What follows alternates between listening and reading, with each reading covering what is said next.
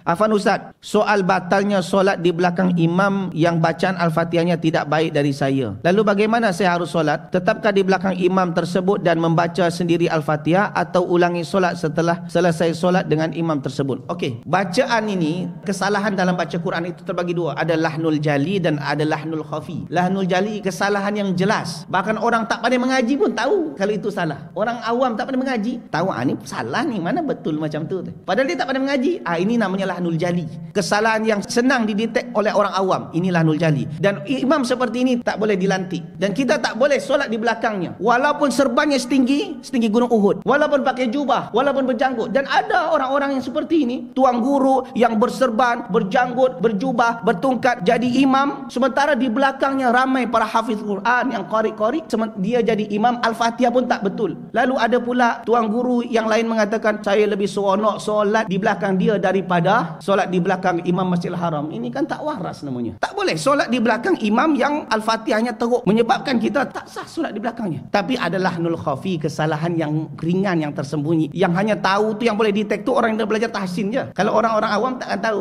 ini masih boleh kita berimam di belakangnya. Kalau seandainya memang teruk sangat, jangan berimam dengan dia, cari masjid lain. Atau boleh jadi imamnya diganti. Kalau kita bukan pengurus, cakap dengan pengurus, imam tu tak betul macam tu cara dia.